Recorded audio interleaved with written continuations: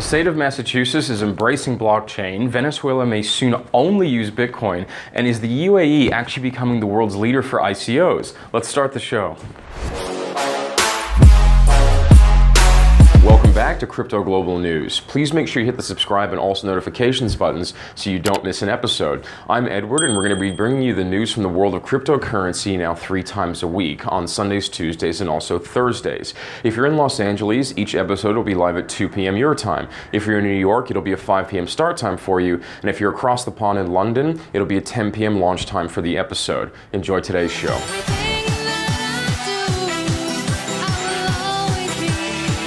William Gavin, the famously crypto-critical Secretary of the Commonwealth of Massachusetts, seems to have had a change of heart, as it has been reported that he had set up a FinTech advisory group. Now, this advisory group consists of representatives from East Boston Bank, Arwen, a blockchain firm, academics, legal experts, as well as other companies in the fintech space. Advisors for a new space in a bid to better understand the growing fintech and blockchain industry. Many places in the world are setting up committees and advisory boards. Seoul in South Korea announces theirs in February of 2019, and another pro-blockchain move, and the U.S. state of Massachusetts is now joining them. Maybe Massachusetts will be the new state in the USA that'll integrate cryptocurrency into its economy.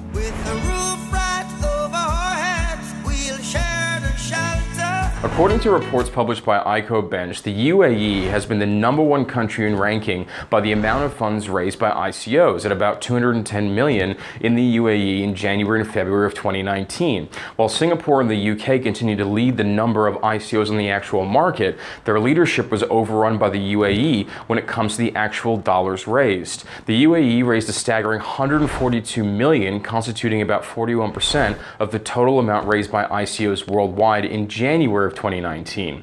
They were well ahead of their runner-up Estonia, who raised about 64 million, constituting about 19% of the total funds raised worldwide. Now, the total amount raised was over 347 million, with the top 5 countries responsible for 63% of the funds. Could the UAE be the next big thing in the world of blockchain technology?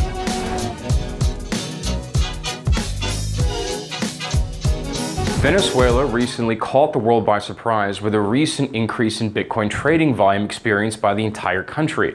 Venezuela's national currency, the bolivar, has suffered hyperinflation, sending its citizens scrambling for alternative currencies.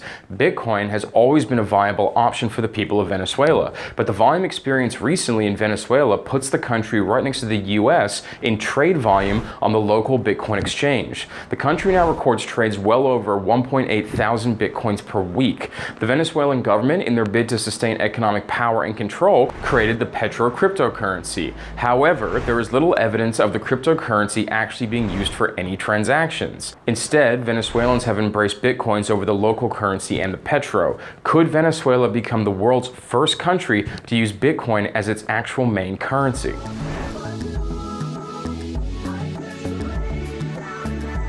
After a specialized operation in Melbourne was carried out by the Australian Federal Police, 2 cryptocurrency exchanges have been suspended following the arrest of a key member which was involved in the business. The report doesn't mention the name of the arrested individual, but it specifies he's a 27-year-old man from Bulleen, a suburb of Melbourne. Purportedly, he has been charged with the possession of approximately 30 kilograms of drugs, including ketamine, cocaine, MDMA, and methamphetamine, as well as importing and trafficking. Now, as per the reports, the man has been associated with 2 cryptocurrency exchanges, the registrations of both which have already been suspended. In addition, property, cryptocurrency, and cash of more than $2 million Australian have been restrained by the federal police following the court order. Hopefully, this does not sully the reputation of blockchain technology in Australia or the world over.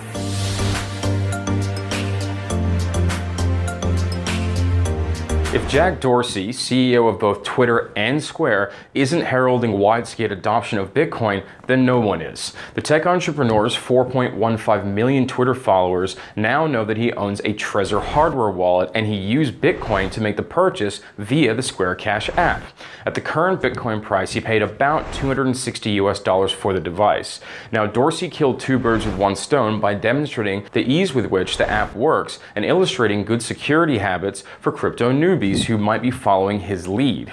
Now that he's scooping up $10,000 worth of Bitcoin each week, which is the cap set by the Square Cash app, Dorsey needed somewhere to safely store his funds. By announcing that he selected a hardware security wallet, which was Trezor, as his device, he gave Prague-based Satoshi Labs, which is the maker of the hardware wallet. Mr. Dorsey has quite a big following, to say the very least. Now, with his full embracing of cryptocurrency in this manner, let's see what it does to Bitcoin, Twitter, and blockchain more generally. Many thanks for tuning into another episode of Crypto Global News. If you have any questions on what you've seen in this video or just about cryptocurrency more generally, drop us a line in the comments below. For Crypto Global News, I'm Edward. Until next time, you take it easy.